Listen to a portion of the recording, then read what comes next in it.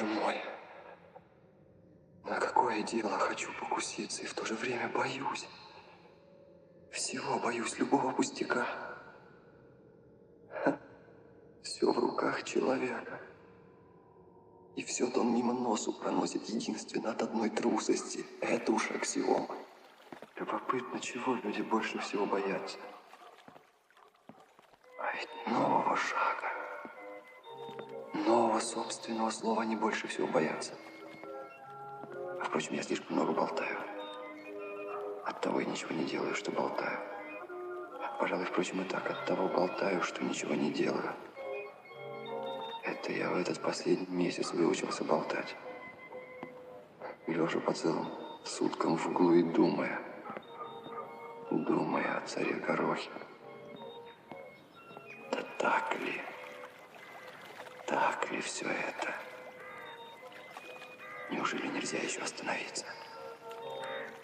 И опять все переправить? И не ходить? Разве я способен на это? Разве это серьезно? Нет. Совсем не серьезно. Так? Ради фантазии сам себя тешу. Игрушки. Да. Пожалуй, что игрушки. И все-то он бормочет. Вот чайку попей. Хочешь чайку-то? Чай от хозяйки, что ли? Как же от хозяйки? Она вон и в полицию на тебя хочет жалиться. Полицию? Зачем?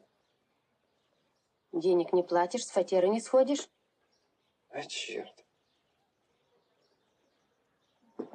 Не кстати. Дура она. Так дура-то дура. А ты что, умник, мешком лежишь? Прежде ты говоришь, детей ходил учить, теперь по что ничего не делаешь? Я делаю. Что ты делаешь? Работу. Какую работу? Думаю. Денег-то много ли надумал? За детей медиа платят, что на копейки сделаешь. А тебе чтоб сразу весь капитал. Да, весь.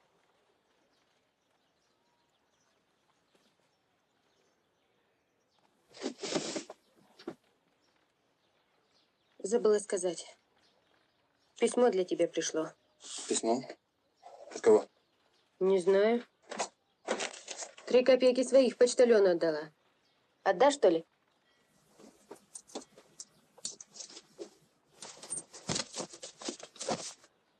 Настасью, уйди ради бога скорее.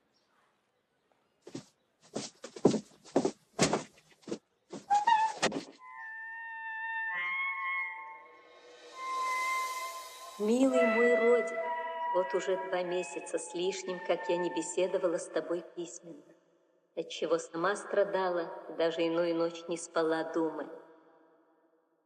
Ты знаешь, как я люблю тебя. Ты один у нас у меня и у Дуни.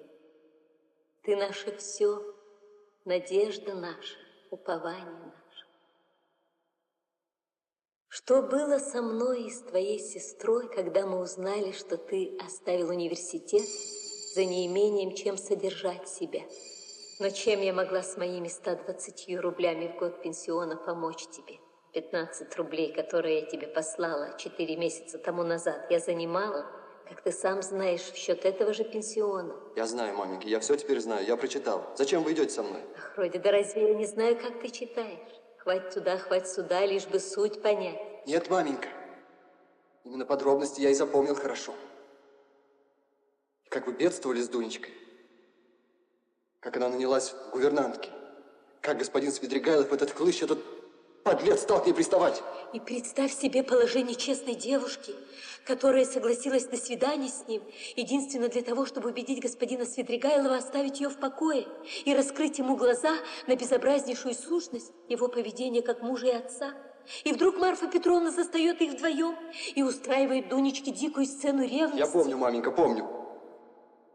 Побросали вещички в мужицкую телегу. Прогнали, как последнюю. Да.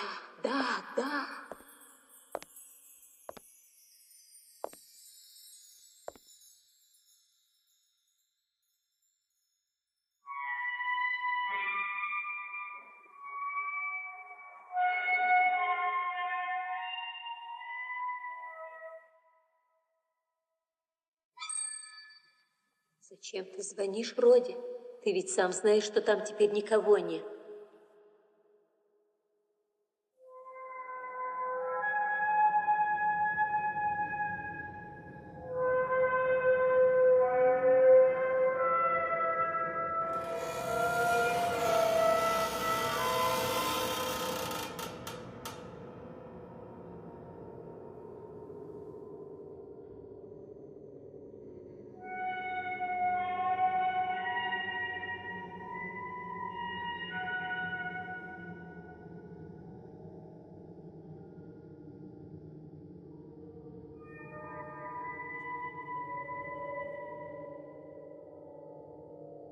Когда господин Свидригайлов стал явно к Дунечке приближаться, она написала ему письмо.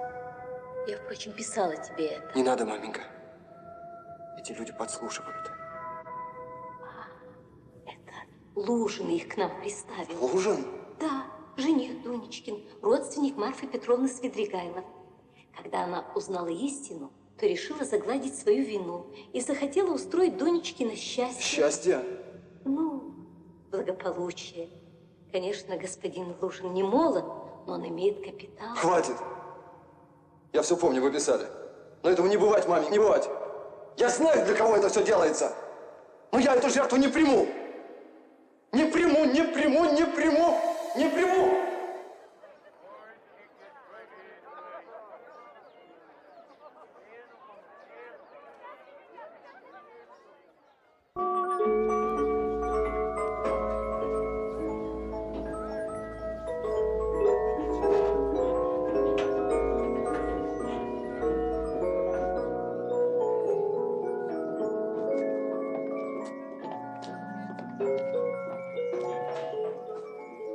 Осмелюсь ли обратиться к вам, милостивый государь мой, с разговором приличным? Хоть вы и не в значительном виде, но опытность моя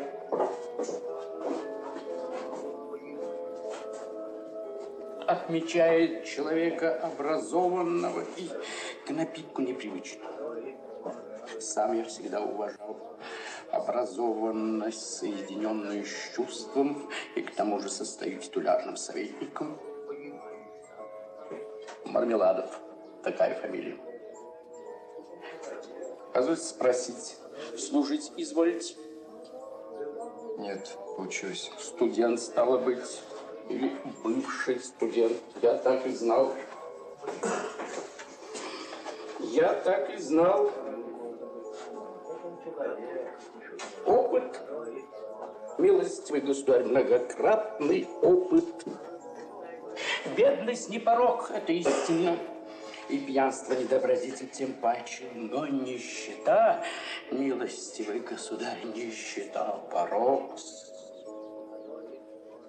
Позвольте с простого любопытства. Изволили ночевать на Неве, на стенных барках? Нет, не случилось. А я оттуда. И уже 5-ю ночь. Забавник. Для чего не работаешь? Для чего не служите? Кольчинов. Для чего не служу, милостивый государь? А разве сердце у меня не болит, что присмыкаюсь в туне?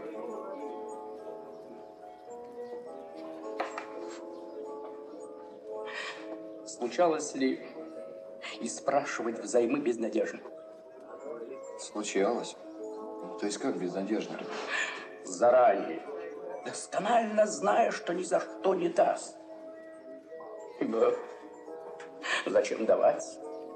Он же знает, что не отдам. И вот, зная наперед, что не даст, и все же направляетесь в путь. Для чего же ходить?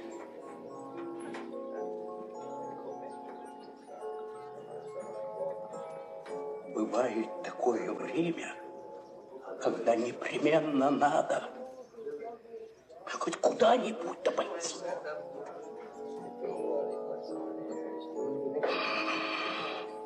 Когда единородная дочь моя по желтому билету впервые пошла, ибо дочь моя по желтому билету живет.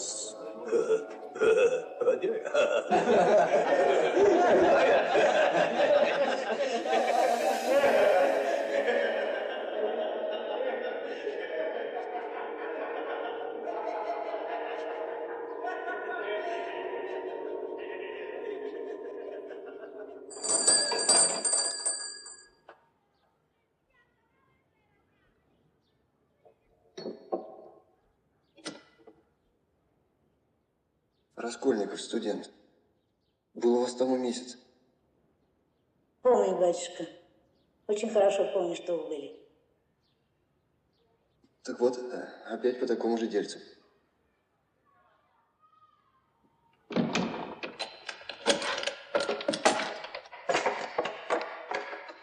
Проходите, батюшка.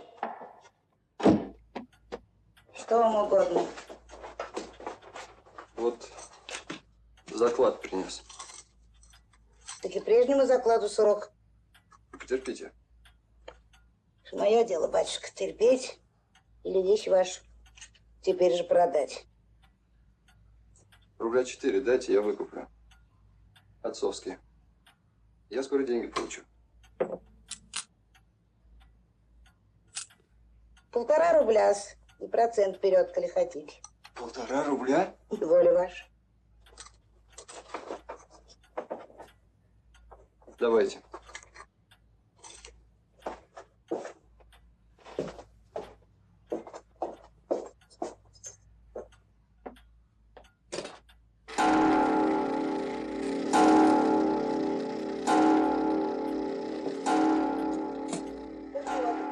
Коль по гривне месяц рубля, так за 1,5 рубля причитается с вас 15 копеек. Да за 2 прежних рубля 20 копеек.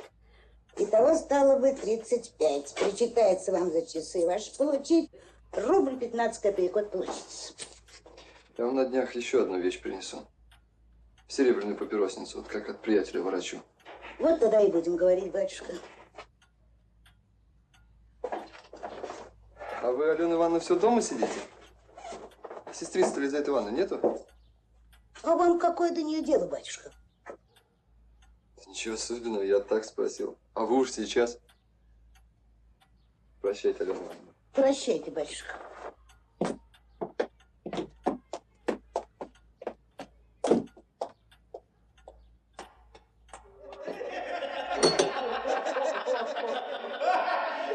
Жаль вам теперь меня, сударь. Говори, сударь, жаль, аль нет? Чего тебя жалеть-то? Зачем меня жалеть, спрашиваешь? Да, меня жалеть не за что. Распять на кресте, а не жалеть. Ты думаешь, продавец, что Полуштов твой мне всласть пошел? Скорби я искал на дне его и укусил. И обрел. А пожалеет нас тот, кто всех пожалел. Всех и вся понима. Приедет и скажет, где честь, что мальчики злой и чехотыш. Детям чужим и малолетним себя предала. Отца земного, пьяницу непотребного, пожалела. Скажет, приди, я простил тебе раз, прощаются, и теперь грехи твои всех простит. И добрых, и злых, всех. Выходите, пьяненькие, выходите, слабенькие, все. И скажет, свиньи вы, образа звериного и печать его. Но приходите и вы, и припадем, и заплачем. Господи, да придет царствие Твое!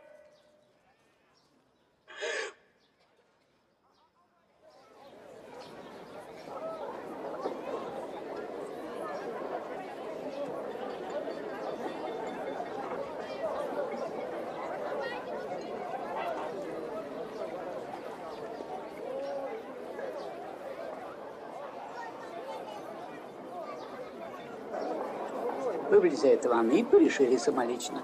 Приходите-ка завтра часу в 7. Всему? Как вам Алена Ивановна страху-то задала. Совсем вы как ребенок малый при ней. И сестра она вам не родная, а сведенная, а какую силу взяла? Вы на сей раз, Алене Ивановне, ничего не говорите, вот мой совет. А приходите, не просясь, оно дело-то выгодное. И сестрицы ваши могут сообразить. Аль зайти? В 7 часу завтра. И самоварчик поставим. Хорошо, зайду. Всему. Всему.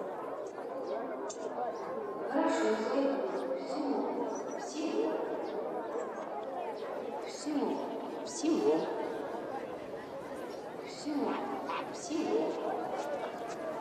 Всему.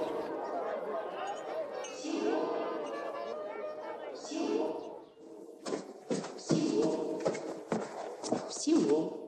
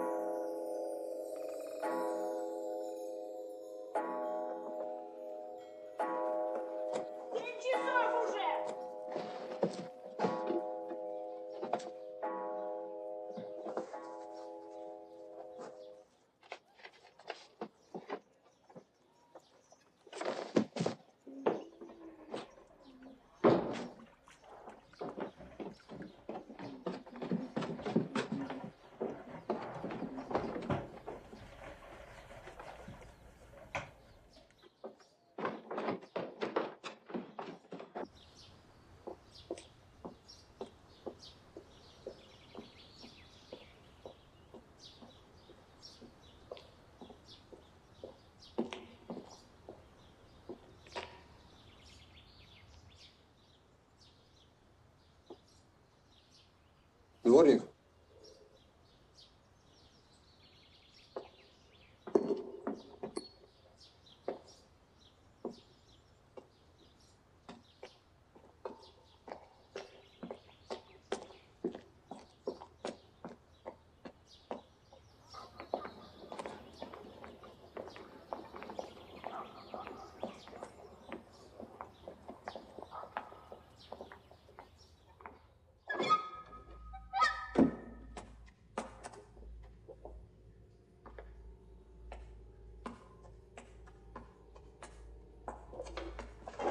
Амич, подвинь ведро.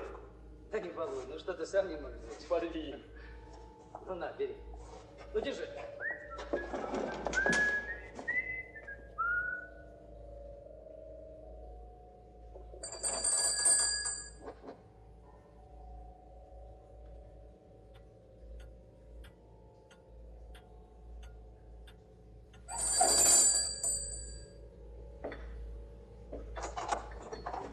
Здравствуйте, Алена Ивановна. Я вам здесь принес.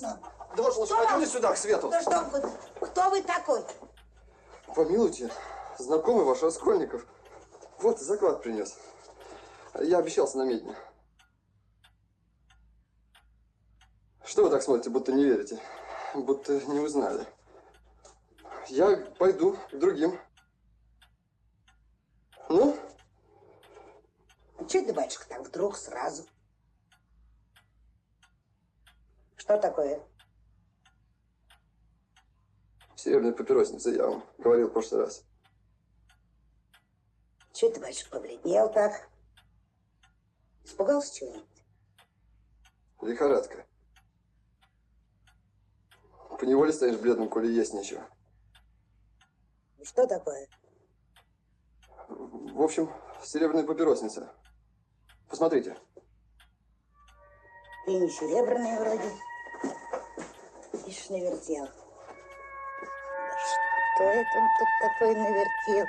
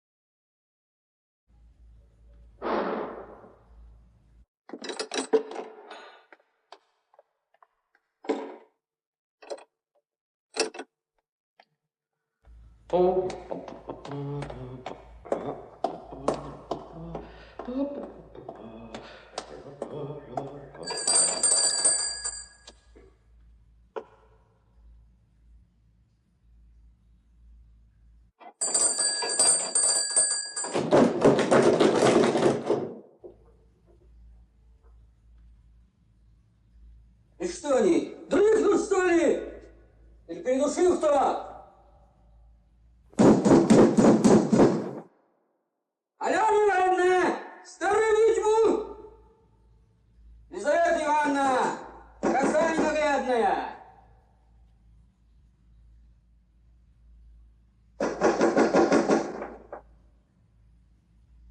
Откройте!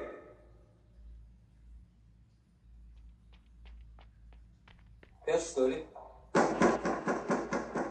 Неужели нет никого? Да вот, чуть дверь не разломал. Странно, и куда вы, старухи, уйти? Самое главное, зачем было время назначать? Сама же ведьма час назначила. А у меня крюк. Ну ладно, надо идти. Стой! Дверь-то отстает, если дернуть. Ну, значит, она не на замке, а на крючке. Слышите, как брякает? Ну как же вы не понимаете? Чтобы запереться на запор изнутри, ведь надо быть дома. Понимаете? В самом деле, какого же черта? Стойте. Давайте спустимся вниз к дворнику. Пусть он их разбудит. Ну, дело. Оставайтесь вы здесь, а я сбегаю. Почему оставаться? А мало ли что. Пожалуй. Тут очевидно что-то не так.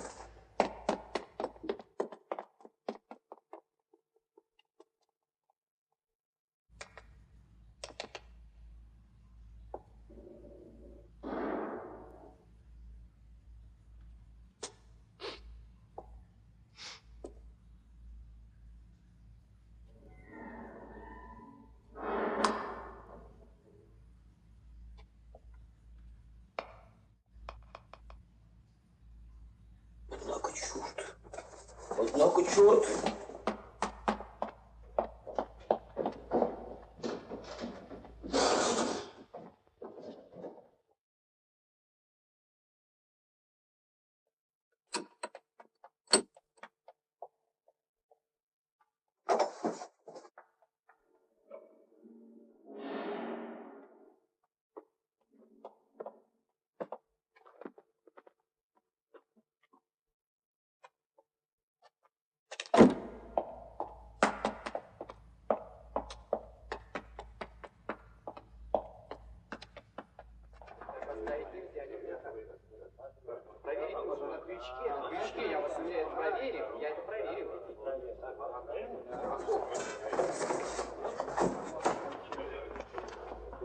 Так я же просил вас постоянно. Что вы не могли? Эти вы, черт его знает, ну срабел. Я говорю, срабел. Тут очевидно что-то не так.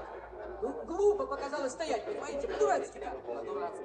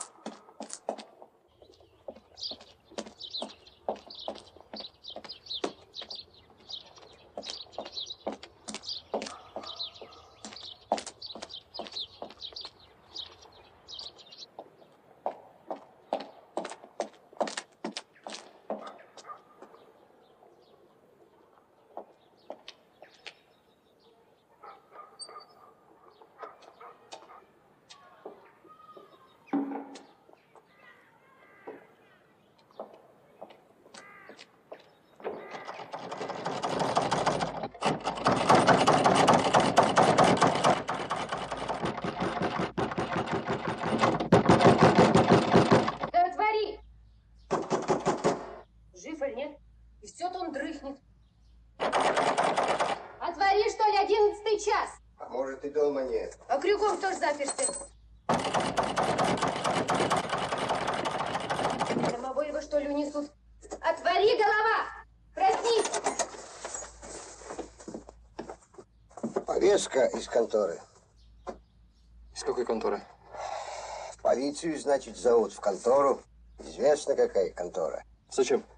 А мне почем знать? Требует, иди.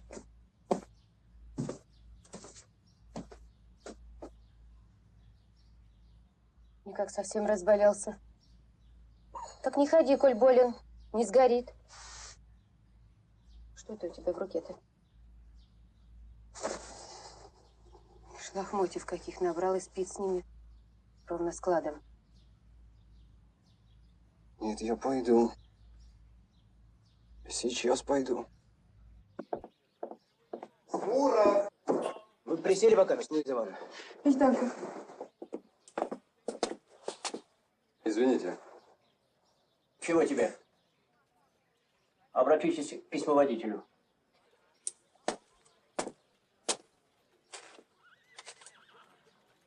Подождите. Что такое? Почему столкнули? Наводите порядок! Что это такое? Понятия? Что тебе? Это по делу о взыскании с них денег. Все студенты. А в котором часу вам приходить написано, милостивый сударь? Мне принесли всего четверть часа назад. И того довольно, что я больной в лихорадке пришел. Не извольте кричать! Я не кричу, а говорю весьма ровно. Не грубиянить, вы в присутствии! Вы в присутствии! Не только кричите, но и папиросу курите. Стало быть, всем нам манкируете. Это, простите, не ваше дело. Видишь, какой вылетел сокол ясный. Извольте лучше подать отзыв по вашему делу. Денег не платите. Илья Петрович, а ты, чертова кукла, блудня старая. Что у тебя произошло прошлой ночью? Опять позор? Дебош на всю улицу. Смирительную мечтаешь? Илья Петрович. Никакой шум и драк, господин капитан, никакой. Он пришел пьяный, еще 3 бутылка требовал. Ногами на фортепиано играл и кричал. Я на вас все газеты сатирки друг буду. Ну, я что тебе говорил? Я что тебе говорил? Вот они каковы. Сочинители, литераторы, студенты, глашатые. Фу! А ты пошла? Я сам к тебе загляну. Тогда берегись! Я гром, молния, смерч, ураган. Опять закипел, еще с лестницы слышал. Да вот, господин сочинитель, то бишь студент, бывший, то есть, денег не платит, векселей надавал, квартиру не очищает, а сами изволили войти в претензии, что я при них папироску закурил. Вот они, в самом своем привлекательном виде. Бедность не порог, дружище. Ну да что уж, известно. Порох не мог обиды снести. Вы, наверное, сами на него обиделись и не удержались. И напрасно. Наиблагороднейший человек. Но порох вскипел, вспылил, сгорел. И в результате одно золото сердце. Его и в полку так звали. Поручик Порох. И какой еще полк был? Да помилуйте, капитан. Я готов принести извинения, если в чем со своей стороны манкировал. Я бедный больной студент. Но я получу деньги. У меня мать, сестра мне пришлют, и я заплачу. Все эти подробности до нас не касаются. Уж ты жестоко.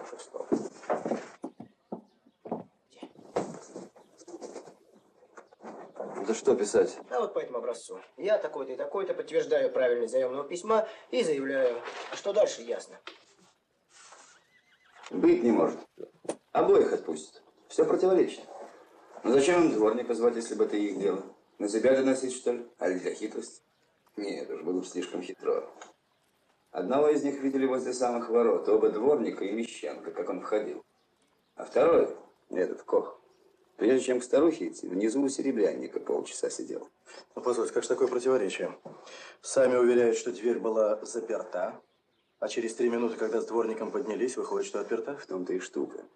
Убийца там сидел и заперся на запор. И непременно бы его там накрыли, если бы Кох не сдурил, не отправился сам. Он именно в этот промежуток и успел мимо их прошмыгнуть как-нибудь. Кох хочет русской молебен отслужить. Если бы, говорит, я там остался, он бы выскочил и меня зарубил топором. Что с вами? Вы больны? Да, голова.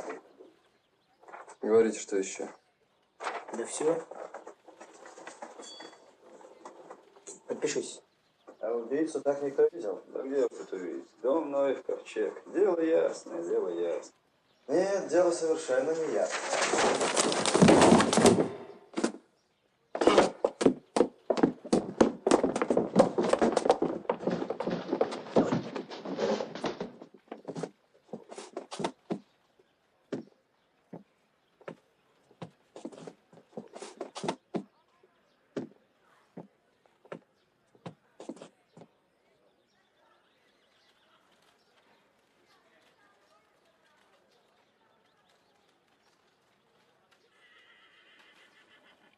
Чем это вы больны? И давно больны? С вчерашнего. А вчера со двора выходили? Выходил. Больной? Больной. А куда, позвольте спросить? По улице. Коротко и ясно. Уже еле дышит, а ты... Ничего. Ну, хорошо. Мы вас не задерживаем.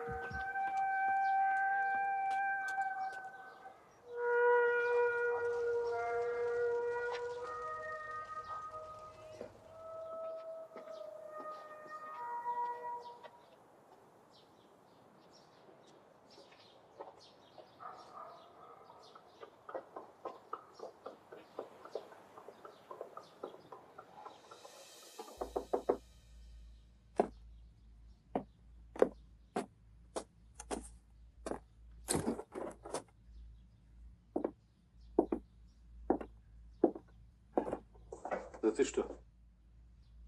Неужели так плохо? Да ты, брат, нашего брата перещеголял. А ты болен? Знаешь ли ты это? Я пришел. Вот что. У меня уроков нет никаких. Я хотел бы... Впрочем, не надо уроков. Да постой, постой, чудак. Тогда на кой черт ты пришел? Очумел, что ли? Я пришел, потому что я никого не знаю, кроме тебя. И ты добрее других, обсудить можешь. А теперь говорю, что мне ничего не надо. Да постой ты, трубачи сумасшедший. Уроков у меня нет, да это и не беда. На Толкучем есть книга-продавец Харулимов. Он такие изданицы, естественно, научные выпускает.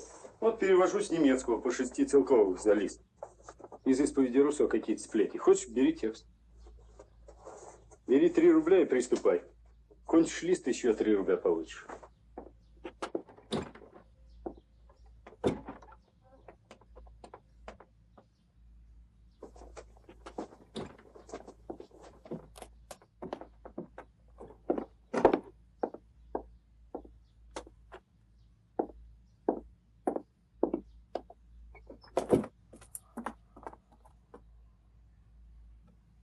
Не надо перевода.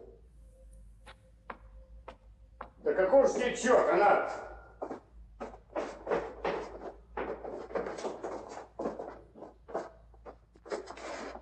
Эй, где ты живешь? Ну и черт с тобой!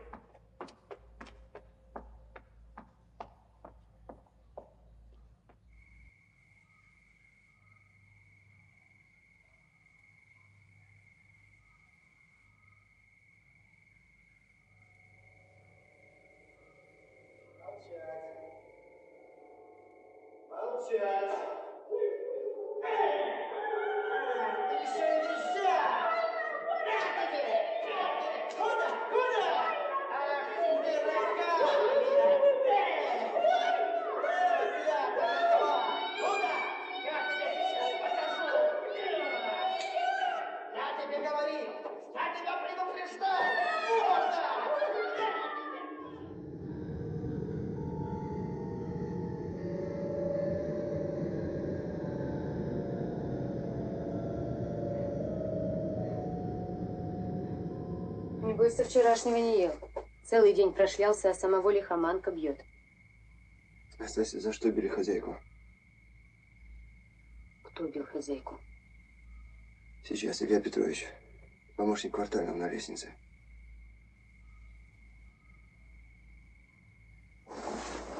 Настасья, что ты молчишь? Это кровь. Кровь? Какая кровь? Никто хозяйку не бил. Я сам слышал, я не спал. Поручик, помощник квартального, со всех квартир сбежались.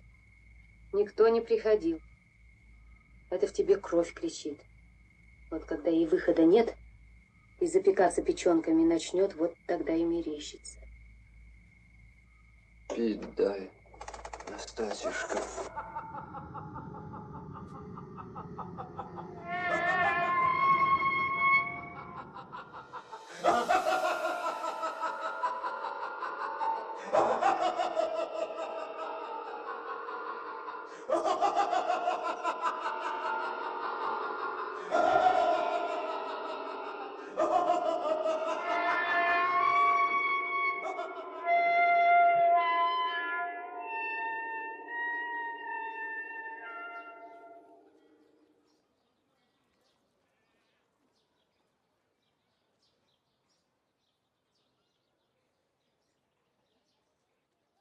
Вот это ты, брат, хорошо сделал, что очнулся.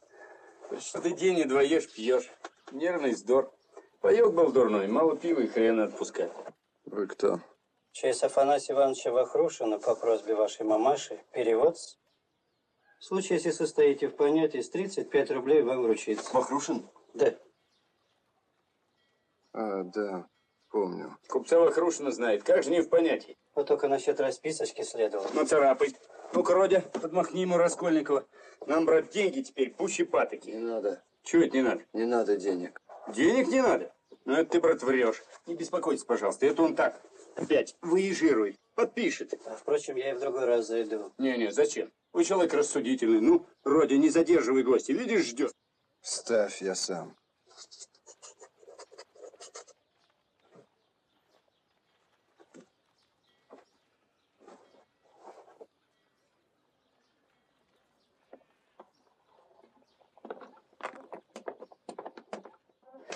Право, Родька.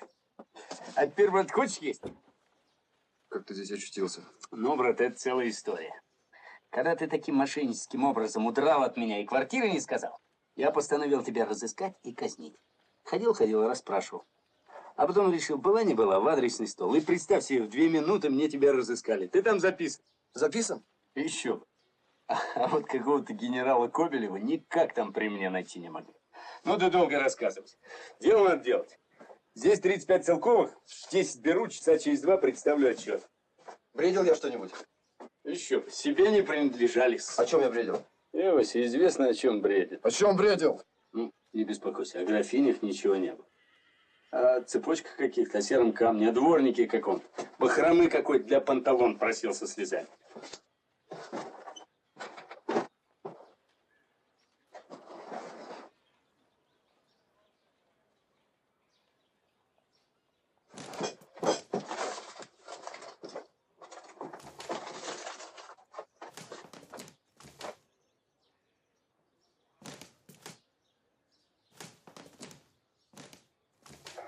Господи, скажи ты мне только одно, знают они обо всем или нет? Что делать? Забыл, как нарочно. Сейчас помнила, вдруг забыла. Уехать надо. В Америку наплевать. Ну, как у них там стража стоят.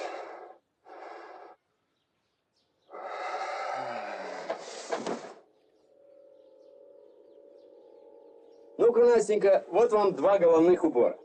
Сей Пальмерстон или сия ювелирная вещица? Как думаешь, Роди, что заплатил? Настасюшка? 2 гривны, небось, отдал. 2 гривен. Дура. Нынче за 2 гривен-то и тебя не купишь.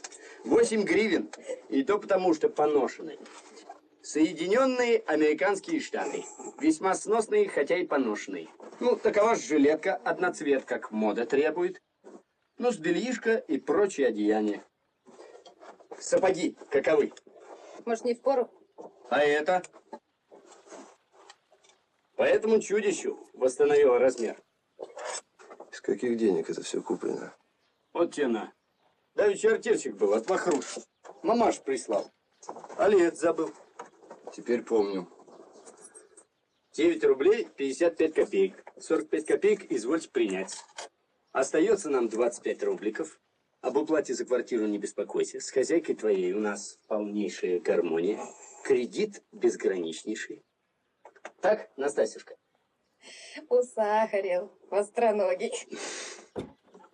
А, Засимов, наконец. Видишь, очнулся. Вижу. Ну, как мы себя чувствуем? Хорошо. Хорошо. Очень хорошо.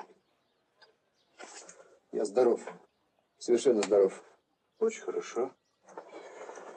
Ну что ж, все можно. Чаю, супу. Грибов до огурцов, разумеется, не давать, говядины тоже. Ну что там болтать? Все прочь. Текстуру прочь. Завтра посмотрю. Шевелить, пожалуй, бы не стал, хотя немножко. Там увидим. Досада, а я сегодня как раз на Василия справляю. Хоть бы на диване полежал между нами, а? Ты-то будешь? Попозже разве что там устроил. Да ничего, чай, водка, селедка. Пирог подадут, свои соберутся. Кто именно? Да дядюшка приехал, в 5 лет по разу видимся. Порфирий Петрович придет. Здешний пристав следственных дел. Правовед, ты знаешь. Тоже твой родственник? Ну, самый дальний какой-то. Ну, там студенты, учитель, письмоводитель из участка. Заметов из полиции? Скажи, пожалуйста, что у тебя или у него может быть общего с каким-то Заметовым? Ой-ой-ой, какие мы брюзгливые. Он же руки греет. Ну и плевать, и что греть.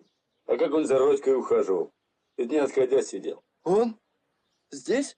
С ложечки поел, насчет бахромы весьма терпеливо выслушал. И дело общее у нас завязалось. Желательно знать. А я разве не рассказывал? Про убийство старухи-процентщицы. Ну, тут красивичка теперь завязался. Да, про убийство слышал даже. Интересуюсь отчасти, и в газетах читал. Лизавету-то тоже убили. Лизавету? Ну, Лизавету, торговку-то, аль не помнишь? Она еще тебе рубаху чинила. Ну что, красильщик? А тоже в убийцы записали. Сначала забрали этих, как их бишь, Коха и Пестрякова. Как же у вас все глупо делается, даже гадко становится. Да не горячись, ведь нельзя же. Да я на что злюсь? На рутину их пошлейшую злюсь. Красильщик Николай.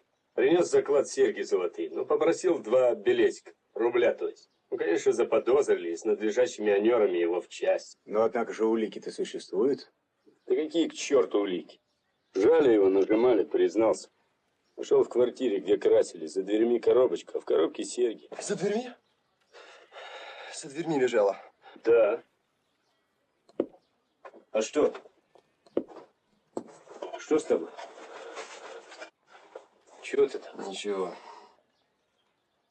Задремал, должно быть. Ну и что же дальше? А что дальше? Они его прям в убийцы теперь и записали. А свидетели все как один показывают, что они словно дети малые друг за другом гонялись, с визгом и хохотом. Ну сходится ли подобное душевное настроение с топорами, с кровью, с грабежом? Странно, разумеется, но... А вещь точно из старухина сундука, доказано. Войдите.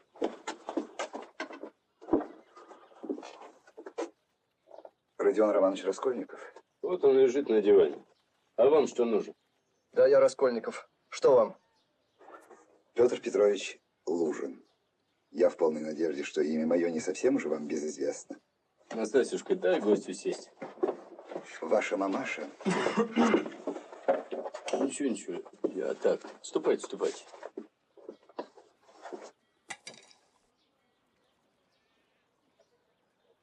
Ваша мамаша еще в бытность мою при них начала к вам письмо. Да знаю, знаю. Вы жених. Ну, знаю.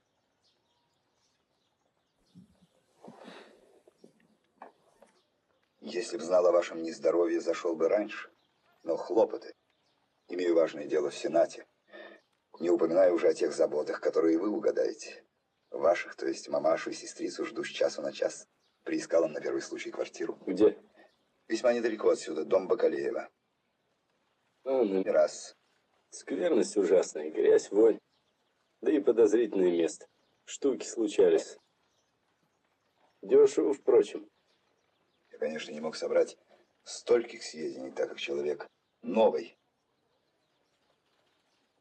Настоящую, то есть будущую нашу квартиру теперь отделывают. А пока мест и сам теснюсь в номерах в квартире одного моего друга. Правда, что вы сказали своей невесте в тот самый час, как согласие от нее получили? Что больше всего рады тому, что она нищая. Потому что выгоднее брать жену из нищеты, чтобы потом над ней властвовать и попрекать ее тем, что она вами облагодетельствована. Милостивый государь, так исказить мысль. И я подозреваю, кто? Одним словом, это стрела, одним словом, ваша мамаша. Если вы еще раз одно слово о моей матери, то я вас с лестницы кувырком спущу. Слушайте, сударь, меня. Я еще с первого шагу разгадал вашу неприязнь, но нарочно оставался здесь, чтобы узнать еще более. Многое я могу простить больному и родственнику, но теперь вам никогда. Я не болен! Тем паче-с. Убирайтесь к черту!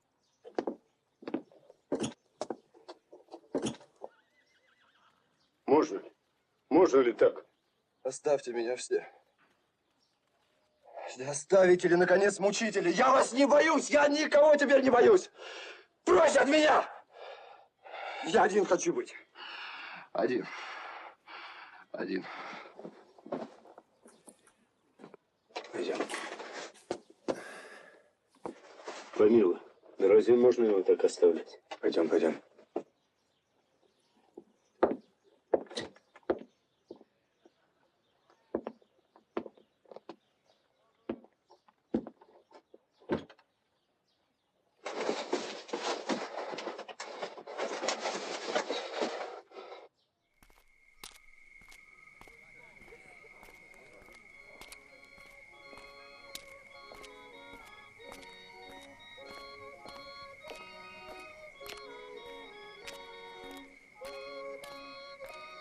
Эй, парень.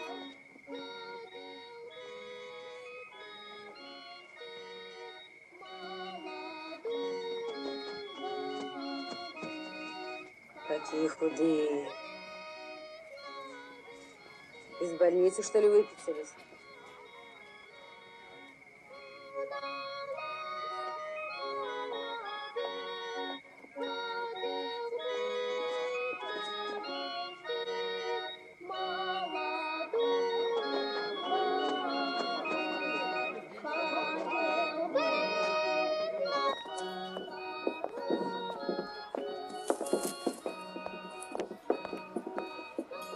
Подай-ка все газеты за эту неделю, какие есть.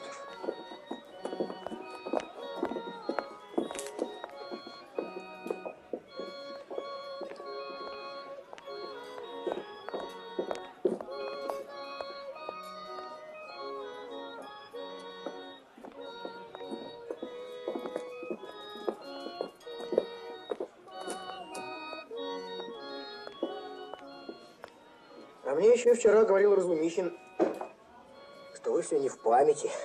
Хорошо вам жить, господин Бальмет. Кто это ваш шампанское наливал? Уж и наливал. Так выпили. Гонораре. Всем пользуйтесь. Ничего, добрейший мальчик. Ничего. Последний номер раз. И водки прикажете? Чаю подай, на водку я тебе дам.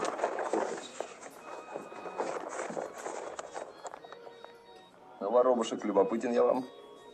Любопытен. А вы газет читаете? Газеты. Ну, про пожары пишут. Нет, я не про пожары. Осознайте, юноша, ужасно хочется знать, про что это я читать собрался. Вовсе не хочется, я так спросил. А нельзя спросить. Что все? Ушки на макушке. Какая что макушка? После скажу. А теперь, милый, объявляю вам. Нет, не то. Сознаюсь. Нет, это не то. Показания даю. А вы снимаете. Да. Что читал, интересовался, отыскивал, разыскивал, для того и зашел сюда. Об убийстве старухи-чиновницы. Что читаешь? Что же в том? А вы любите уличное пение? Я люблю. Особенно в холодный и темный осенний вечер. Непременно сырой. Когда у всех бледные и зеленые лица. Или когда снег падает без ветру, а сквозь него фонари. Не знаю, извините. Вы или сумасшедший, или... Или... Что или? Ну что, ну скажите-ка, что или? Ничего. Все вздор. А что если это я старуху Елизавету убил?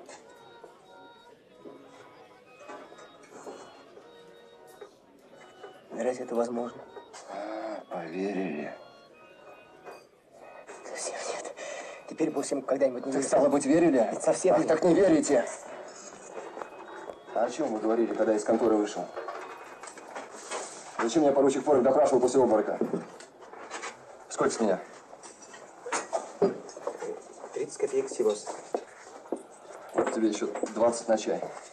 Видишь, сколько денег. Красненький, синенький, 25 рублей. Откуда? Вы же знаете, что ни копейки не было. Ну, довольно. СКЗ. До свидания. Приятнейшего.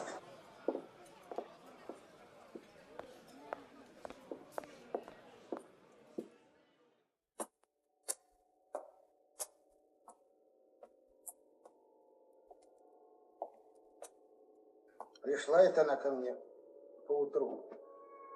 Раненько. Вся разодетая. Чего, говорит, ты передо мной лимонничаешь? Чего апельсинничаешь? Я, говорит, хочу, Тит Васильевич, отныне впредь в полной вашей воле состоять. Вот оно как. А уж как разодета, журнал. А что это, дяденька? Журнал? Картинки раскрашенные. Из-за границы, кому как одеваться. Мужской пол все больше в бекешах пишется. А вот по женскому отделению такие, брат, суфлеры, что отдать-то мне все.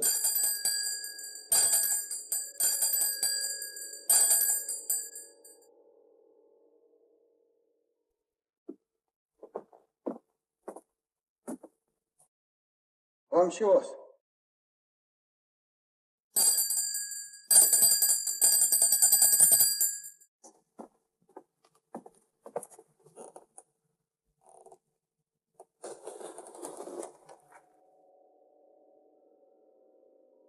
Да что тебе надо? Кто таков? вымыли. А крови-то нет. Какой крови?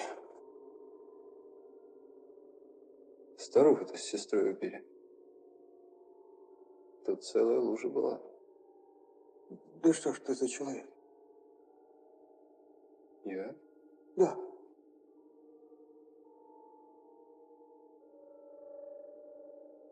Пойдем в контору, там скажу. Нам запирать пора. Замешкались. Уходить надо.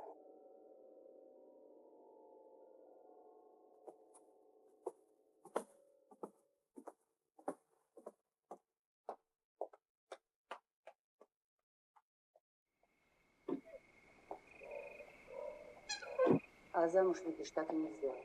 Всяко бывает. Всяко бывает, да нехорошо. Вот намедни.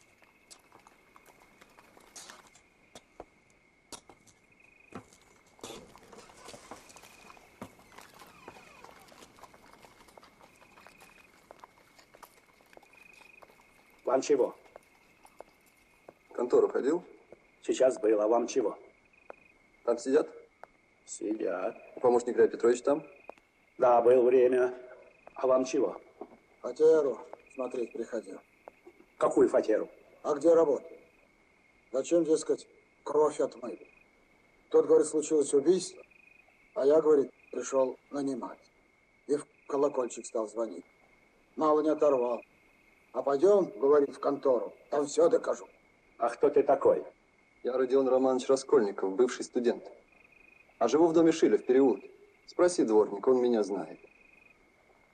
А вот взять да и свести в контору. Пойдем. Да, и свести. А вам чего? Чего ты пристаешь? Что? Струсил в контору-то. Чего струсил? Чего ты пристаешь? Выжига. Да с ним толковать! Пшел! И впрямь выжига. Ну пошел! Пшел! Чуден человек. Пьян, не пьян. А Бог его знает.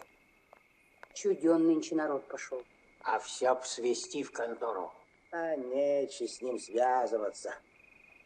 Как есть выжига. Свяжешься, потом не развяжешься. Знаем.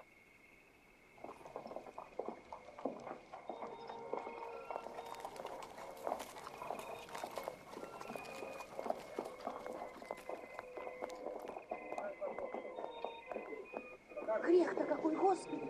Батюшка, как усмотреть? Да кого я гнал, али не кричал бы ему. И ехал-то не поспешно, равномерно ехал. Это как есть. Кричал ты, правда? 3 раза прокричал. В аккурат 3 раза, все слышали. Пьяный свечки не поставит, известно. И лошадей придержал. Так он им под ноги. А лошади молодые, дернули. Он вскричал. Они пуще. Вот беда-то.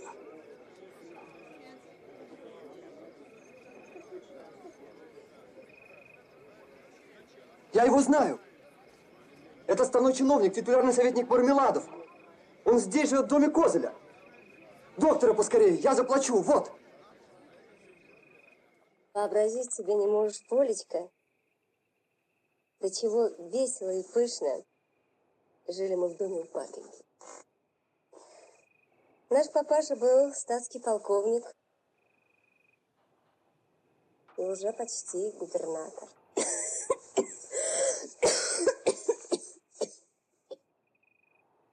Орех-то зашить надо. Взяла бы иглу и заштопала. Тогда еще из Петербурга приехал камер-юнкер, князь. Протанцевал со мной мазурку.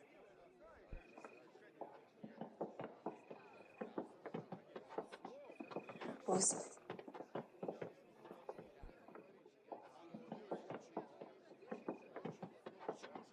Что это такое несут? Перепросим. Куда его положить? Вот сюда, на кровать.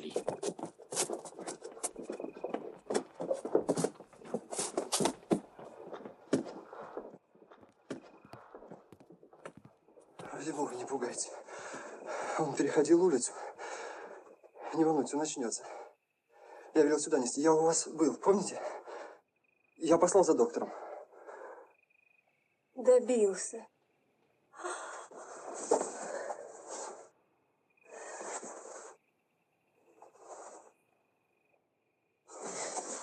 Оль, беги скорее к Соне.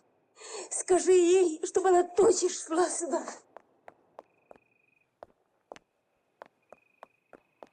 Дайте хоть спокойно умереть.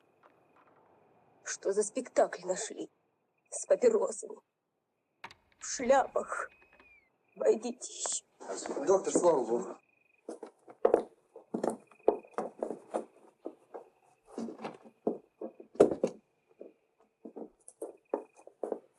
Священника.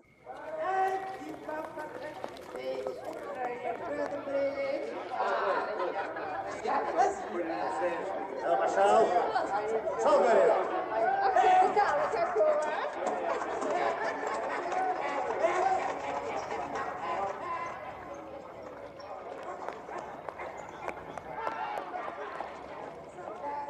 Да не в суд или в осуждении будет мне причащение святых Твоих тайн, Господи, но во исцеление души и тела. Удивительно, что он еще очнулся. Неужели никакой надежды? Ни малейшей. Он при последнем издыхании. Через 5, 10 минут умрет. Причащается раб Божий Симеон в оставлении грехов и в жизнь вечную. Помилуй всех нас грешных. Ныне отпущающий раба Твоего, Владыко, по глаголу Твоему с миром, як увидишь очи мои спасения Твоей, еже еси уготову пред лицем всех людей, свет сохрани. Идет. На улице встретила. Матерь Божия, спаси и сохрани меня, оставленных детей. Пресвятая Богородица, Боже, роды тебя честно. Будь защитой и надеждой в несчастье нашей. Боже, милости, дай мне силу. Укрепи веру мою. Помилуй меня. Бог милостив. Надейтесь на помощь Всевышнего. Милости не до нас. А это грех, грех, сударыня. А это не грех. Быть может, те, которые были невольной причиной, согласятся вознаградить вас хотя бы в потере дохода. Не понимаете вы меня? Да за что вознаграждать-то? Ведь он сам пьяный под лошадей полез. Каких доходов? От него не доходы, а мука была. Ведь он пьяница, все пропивал, нас обкрадывал, а в кабак носил. И слава Богу, что помирает, убытку меньше. Простить надо в предсмертный час. А это грех, сударыня, таковые чувства, большой грех. Батюшка, все слова да слова. Да и что о прощении говорить-то? И то простила.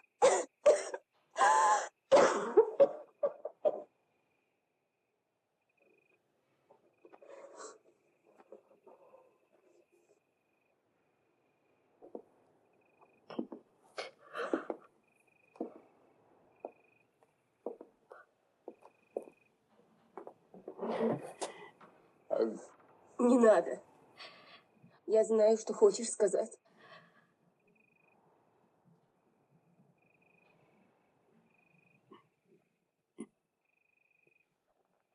Кто это?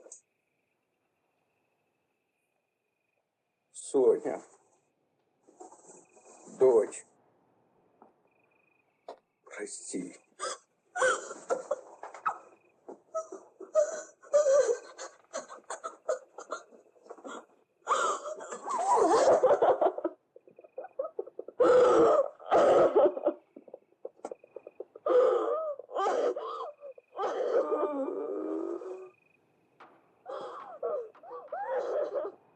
Боже, что же теперь делать?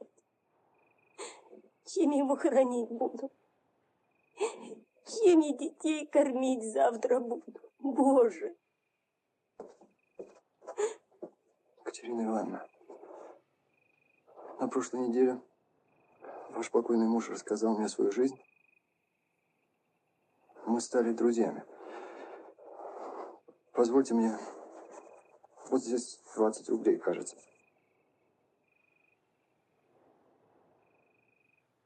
Прощайте.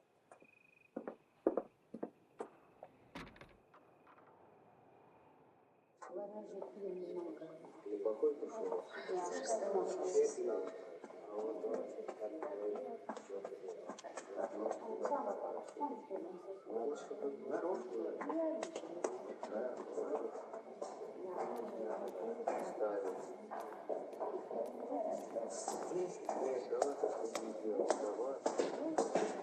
А, это вы? Умер. Был доктор, был священник, все в порядке. Не беспокойте, чем бедную женщину, она и без того в чехотке. Ободрите, если чем сможете. Вы ведь добрый человек, я знаю. Как вы, однако, ж кровью замочились. Да, замочился. Я весь в крови.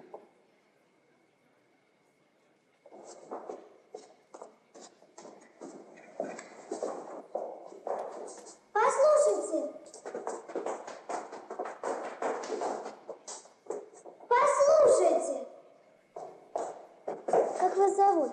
Где вы живете? А кто вас послал? Сестрица Соня.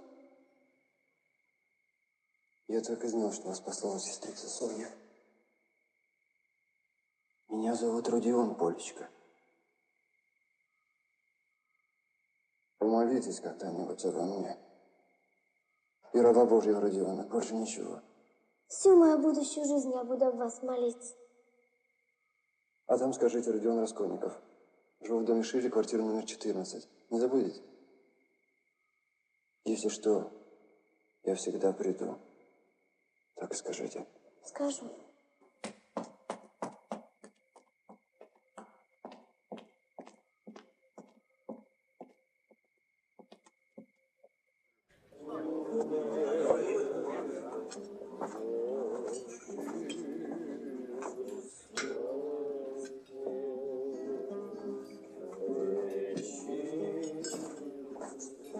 Ну, наконец. А я тебя обыскался. Эка ты права, а? Слушай, Разумихин. Я сейчас у мертвого был. Чиновник один умер. Я там все деньги отдал. Кроме того, меня сейчас обнимало одно существо, которое, если б я и убил кого-нибудь, тоже бы. Одним словом, я там видел еще другое существо с огненным пером. Впрочем, я завираюсь. Что с тобой? Голова немного кружится. Не в этом дело. В том, что грустно. Так грустно. Точно женщине прав. Знаешь что? Провожу я тебя домой, а? А гости? Да черт с ними, с гостями.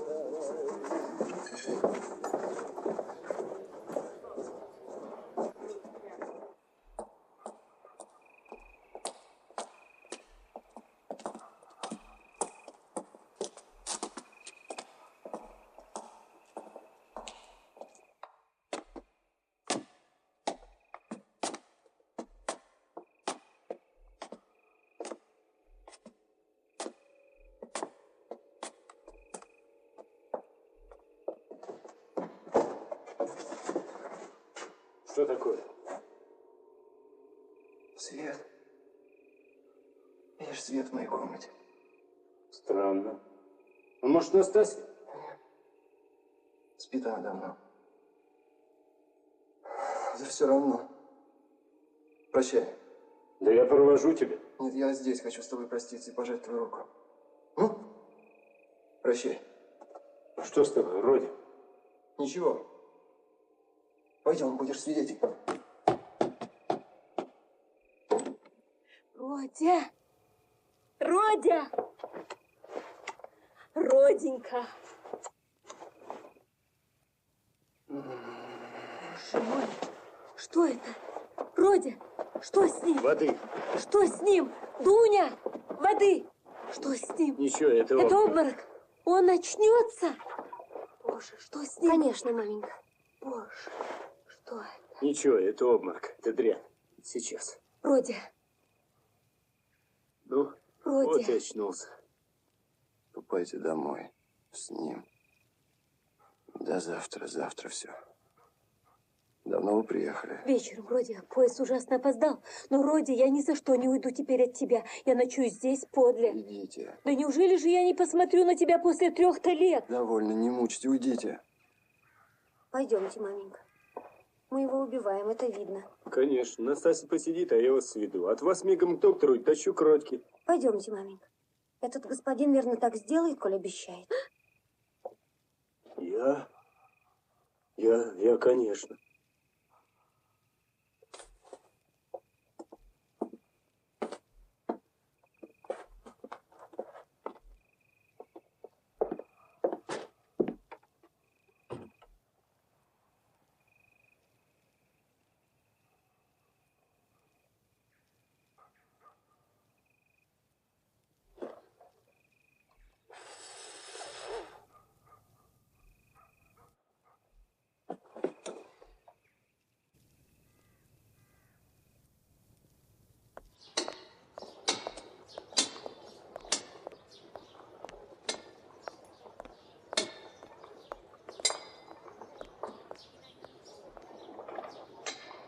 Здесь господин Раскольников живет. Раскольников? Ну как же. Он дверь. В углу. И в 5-м этаже. Спасибо. Или я, или Лужин. Пусть я подлец, а ты не должна. Родя, Родя. Один кто-нибудь. Чего ты все подлецом себя называешь? Брат, совсем это не так. Я просто для себя выхожу, потому что мне самой тяжело. Ты лжешь, сестра. Неправда, не лгу. Я не выйду за него, не быв убеждена, что он ценит меня и дорожит мной, что сама могу уважать его. А такой брак не есть подлость. Даже если бы ты и был прав, разве не безжалостно с твоей стороны так говорить со мной? Если я и погублю кого-то, только себя одну. Я еще никого не зарезала. Роди, что с тобой, Роденька? Господи, до обморока довели. Дались вам эти обмороки.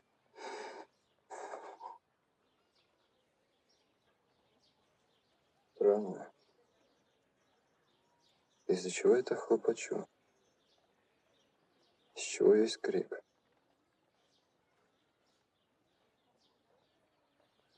Да выходи ты за кого хочешь.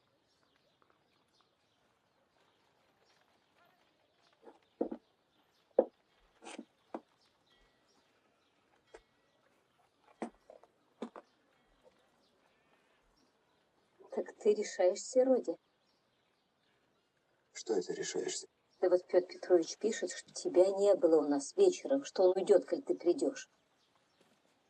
Это не мне решать, а вам и Дуне. Дунька решилась. Я с ней вполне согласна. Ну что ж.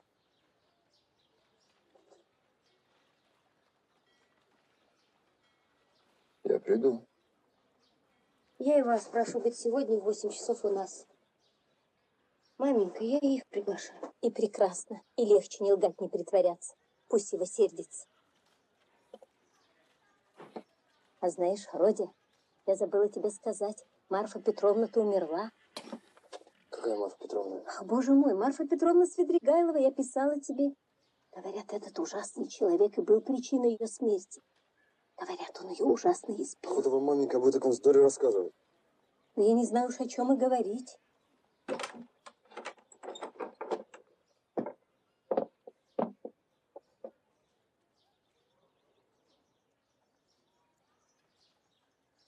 Ах, это вы? Я вас совсем не ожидал. Сделайте одолжение, садитесь. Маменька, это Софья Семеновна Мармеладова.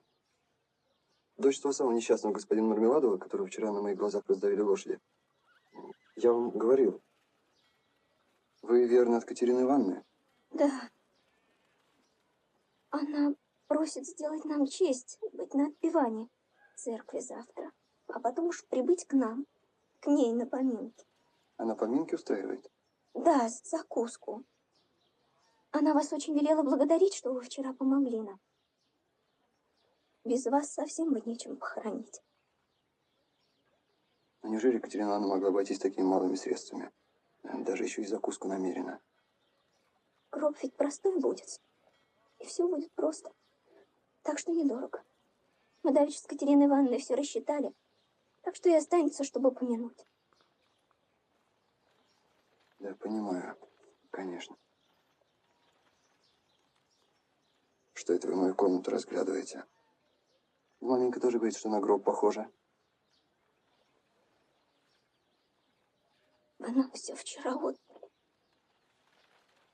Родя, мы, разумеется, вместе обедаем. Дуня, пойдем, а то мы тебя утомили. Да-да. У меня, впрочем, дело. Ты останься. Или, может, я отнимаю его? Нет, нет. А вы, Дмитрий Прокофьевич, придете обедать? Будьте так добры. Родя, прощай. То есть, до свидания. Не люблю говорить прощай. Прощай, Настасья. Ой, опять прощай сказала.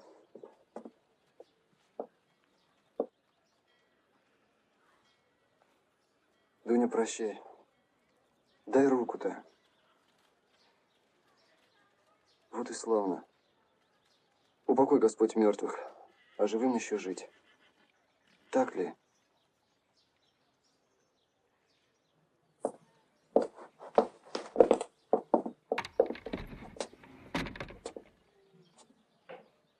Ведь так? Хорошо сделали, что ушли. Он по делу спешил, пусть пройдется, воздухом подышит. Ужас, у него душно. Господи, что за город? Этой девицы я тоже очень боюсь. Чего же? Предчувствие у меня такое, Дуня, ну веришь или нет, как вошла она, я в ту же минуту и подумала, что вот тут главное ты сидит. Совсем ничего не сидит. Какие вы с вашими предчувствиями, мамаша? Он только со вчерашнего дня с ней знаком. А теперь как вошла и не узнал. Вот увидишь, увидишь. Мне пора. Нет, Софья Семеновна, у нас нет секретов. Это даже лучше, что вы здесь. Послушай, ты ведь знаешь этого, как его, Порфирия Петровича? Ну еще, родственник. А что такое? Ведь он теперь это дело, ну вот, по тому убийству-то ведет. Да ну. Он закладчиков спрашивал, у меня там тоже заклады есть. Дунина колечко да отцовские часы. Надо бы в часть заявить. Да не лучше ли самому Порфирию? А? Непременно к Порфирию. Идем сейчас же. Тут 2 шага. Да, пожалуй, идем. А он очень будет рад с тобой познакомиться. Я много говорил ему о тебе в разное время, и вчера говорил. Так ты знал старуху-то? То-то. Великолепно, брат, это все обернулось. Ах да, Софья Ивановна. Софья Семеновна. Если вам теперь надо идти... И пойдемте.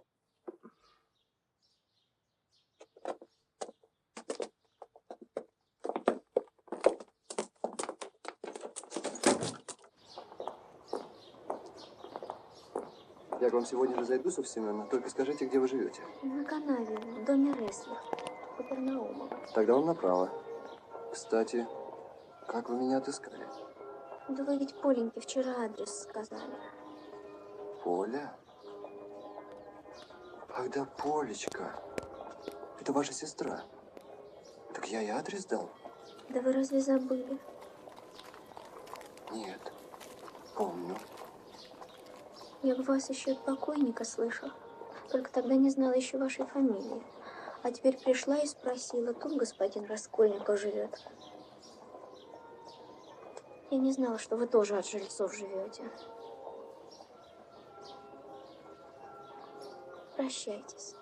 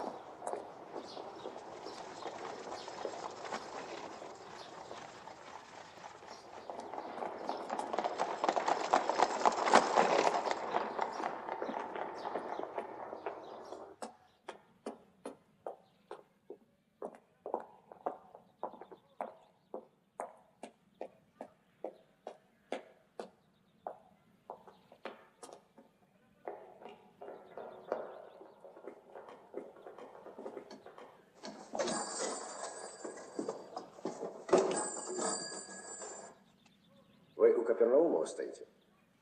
Он мне жилет вчера перешел. А я здесь рядом с вами. Как пришлось? Соседи.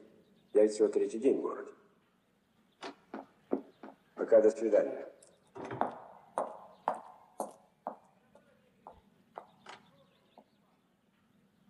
А застанем мы его? Застанем.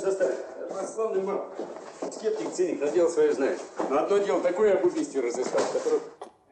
Что с тобой, нехорошо тебе? С чего ты взял? Я-то ничего, а вот ты, брат, в каком-то необыкновенном волнении состоишь. В каком волнении? Ни в каком не волнении. Да ладно, заметно же. Вон, рожа как сладчайший леденец. Слушай, я когда пригласил обедать, ты даже покраснел. Ничего я не покраснел, врешь. А ты про что? Ах ты, Ромео, это я сегодня перескажу. Вот маменька посмеется. Еще кое-кто. Послушай, ты о чем? Ты ну опять Размажу. Да, зачем же, господа, стулья ломать? Казне ведь убыток. Извините, пожалуйста. Раскольников. Ну, помилуйте, очень приятно, и приятно вы так вошли. Ну что же, он и здороваться не хочет? Его вы не знаете, что он на меня взбесился. Я ему только дорогой сказал, что он на Ромео похож, больше ничего. Свинья. Значит, очень серьезные причины имел, чтобы на одно словечко рассердиться. Ну ты, следователь. Ну да черт с вами совсем. Шабаш. Все дураки. Вот приятель, Родион Романович Раскольников. Во-первых, наслышанный познакомиться пожелал, а во-вторых, дельце маленькое для тебя имеет. Пожалуйста, пожалуйста. Ба! Заметно. Ты здесь каким образом? Да вы разве знакомы? Давно ли сошлись? Вчера у тебя же познакомились. На прошлой неделе ужасно просил, чтобы как-нибудь тебе, Порфирий, отрекомендоваться, а вы и без меня снюхались. Где у тебя табак? Вещи мои стоят всего 5 рублей. Извините, что такими пустяками беспокоил. Вам следует подать объявление в полицию. Известясь, впрочем, можно и ко мне. Известясь о том-то, объявляю и прошу. Это ведь на простой бумаге? О, на самой простейшей.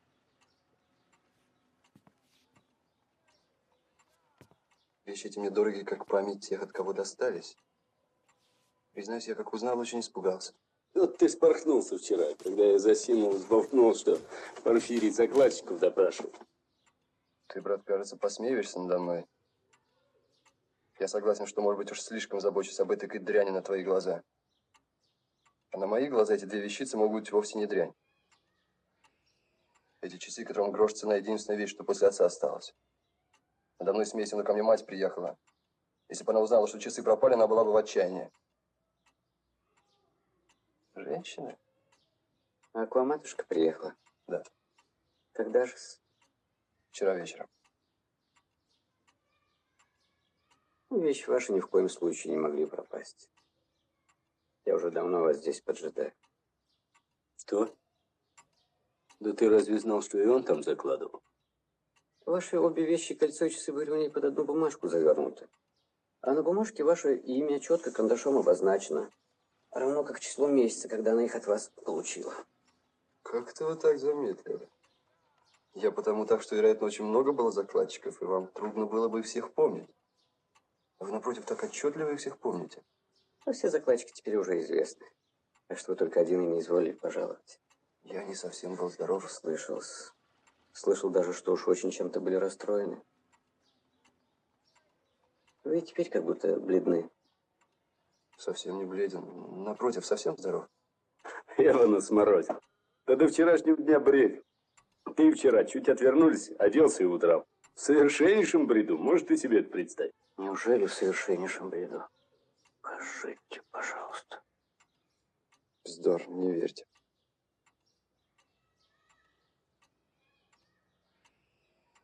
Впрочем, вы и без того не верите. Да как же не в бреду? А зачем вышел? И почему именно тайком? Надоели они мне очень вчера. Я бежал от них в квартиру на ней, чтобы они меня не сыскали. И денег кучу с собой захватил. Господин Заметов видал деньги. А что, господин Заметов, умен я был вчера или в бреду? По-моему, вчера говорили весьма разумно. Так раздражительны были уж слишком. А Никодим Фомич мне сказывал, что встретил вас вчера уж очень поздно в квартире одного раздавленного лошадьми чиновника. Ну, хоть бы этот чиновник. Ну, не сумасшедший ли? Последние деньги вдове отдал. Ну, хоть 3 целковых себе оставь, а то все 25 так отвалил. О, может, я клад нашел, вот расщедрился. Вы извините, пожалуйста, что вас таким пустячным перебором беспокоим. Надоели ведь. Ну, помилуйте, напротив, напротив. Если бы вы знали, как вы меня интересуете. Любопытно и смотреть, и слушать. Я, признаюсь, так рад, что вы наконец пожаловали. Я вам правду скажу. Заинтересовала меня одна ваша статейка о преступлении, или как там у вас, точно не помню, забыл название. 2 месяца назад имел удовольствие прочесть периодическую речь. Периодической? Я действительно полгода назад написал статью по поводу одной книги. Но снес ее в еженедельную речь, не в периодическую. Да, а попала в периодическую. Да ведь еженедельная речь перестала существовать, потому тогда не напечатали. Да, это правда. Но переставая существовать, еженедельная речь соединилась с периодической речью. Потому статейка ваша 2 месяца назад появилась в периодической речи. А вы не знали? Ну, помилуйте. Да вы деньги с них можете спросить за статью. Какой, однако, у вас характер. Браво, Родька, я тоже не знал. А почему вы узнали, что статья моя? Она буквой подписана. Через редактора я знаком. Весьма заинтересовался. Вот штука-то. И не скажет. Я рассматривал, помнится, психологическое состояние преступника в продолжении всего хода преступления. Да. Но меня, собственно, заинтересовала некоторые мысли в конце. Будто бы существуют некоторые такие лица, которые не то что могут, а полное право имеют совершать всякие бесчинства и преступления. Для них будто бы закон не писан. Как? Вот в их статье как-то все люди разделяются на обыкновенных и необыкновенных. Обыкновенные должны жить в послушании, потому что они, видите ли, обыкновенные. А необыкновенные имеют право приступать в закон, потому что они необыкновенные. Так ведь у вас кажется, если не ошибаюсь. Да быть не может, чтобы так. Не совсем у меня так. Впрочем, вы почти верно изложили. Я намекнул, что необыкновенный человек имеет право, то есть неофициальное право, а сам имеет право разрешить своей совести перешагнуть через иные препятствия.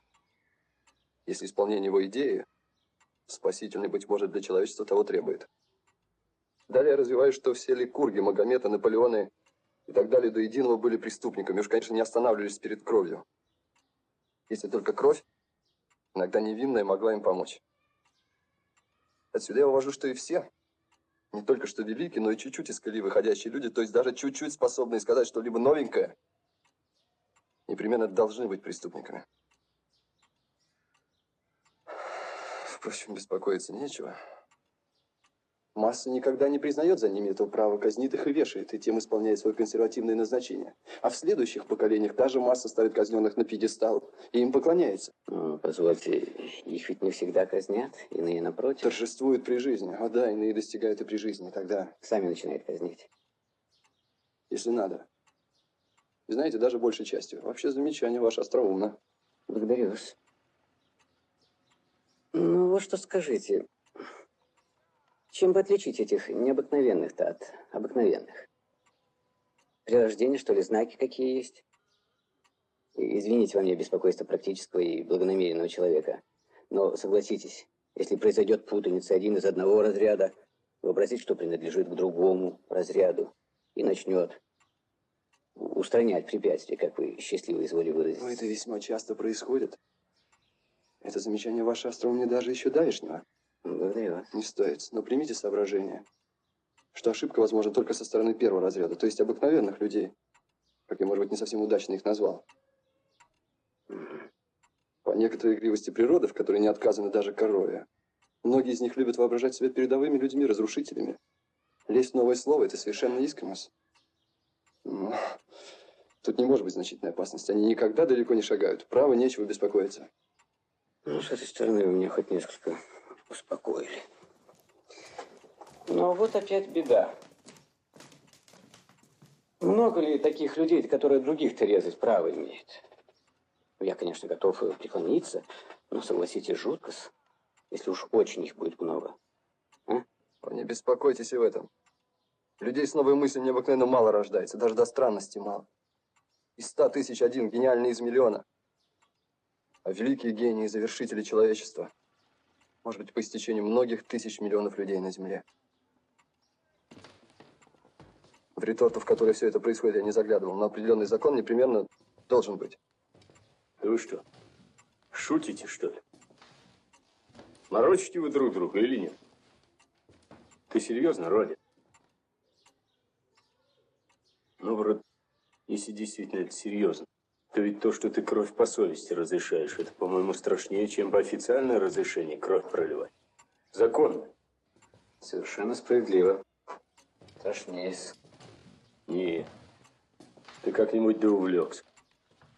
Тут ошибка. Я прочту. Ты не можешь так думать? Прочту. Общество слишком обеспечено ссылками, тюрьмами, судебными следователями, каторгами. Чего беспокоиться? Ищите вора. А коль сыщем? Туда ему и дорога. Вы логичны.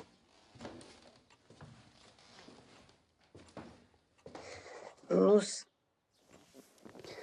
А насчет его совести-то как? А какое вам до нее дело? Ну да так уж, по гуманности. У кого она есть, тот страдай. Коль сознает ошибку, это ему будет наказание притч каторги.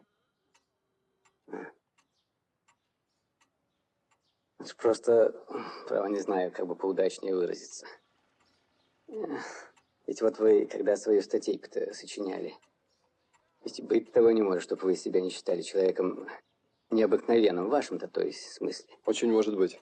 А коль так, неужели бы вы сами решились, ну, там, ввиду каких-нибудь житейских неудач, перешагнуть через препятствия-то? Ну, например, убить или ограбить.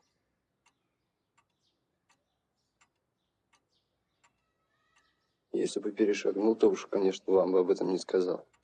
Ну, так только для уразумения вашей статьи. В литературном только отношении. Позвольте вам заметить, что Магометом или Наполеоном я себя не считаю. И, следовательно, не могу вам дать удовлетворительного разъяснения о том, как бы я поступил. Полностью. Потому что у нас на Руси себя Наполеоном теперь не считает. Уж не Наполеон ли какой будущий наш Алена Ивановна на днях укокошил? Вы уже уходите. Очень-очень рад знакомству. А насчет вашей просьбы не имейте сомнения. Лучше всего зовите ко мне сами, хоть завтра. Часов этак в 11. Поговорим. Вы как один из последних там бывших... Вы хотите меня официально допрашивать со всей обстановкой? Зачем же? А, вы не так меня поняли.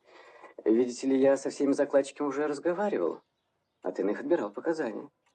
А вы как последний. Да вот, кстати же, позвольте, вы ведь в 8 часу там были? В 8. Так, проходя в 8-то часу по лестнице, не видели хоть вы во 2-м этаже в квартире-то отворены? Помните? 2 работников. Или хоть одного из них. Они и красили там. Красильщиков? Нет, не видел. Знаете, квартиры такой отпертой, что-то не припомню. Вот в 4-м этаже солдаты диван выносили. Они же меня к стене прижали. Красильщиков нет, не помню. Да что же ты? Да ведь красильщики мазали в самый день убийства, а он ведь за 3 дня там был. Ты что спрашиваешь? Перемешал, черт возьми. У меня с этим делом просто ум за разум заходит.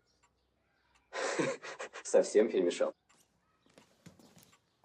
Надо быть внимательным.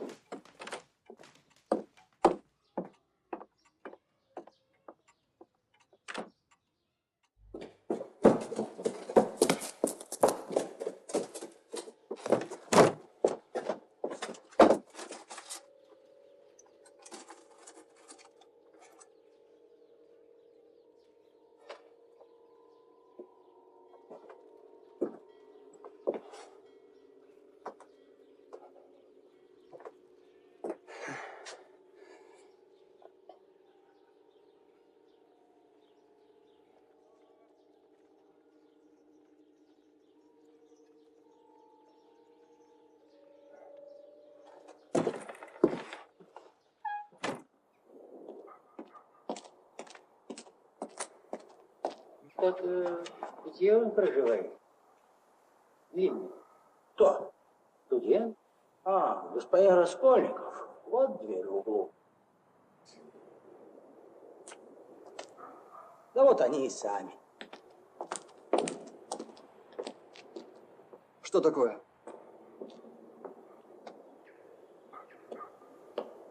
Да что такое? Да какой ты вас спрашивал? Вы тут сошли, я показал, а он и пошел.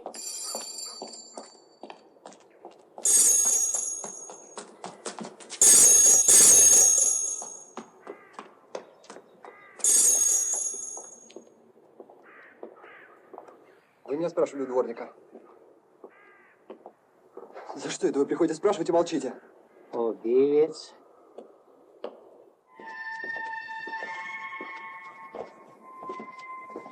Ну что вы, кто? Кто убийца? Ты убивец.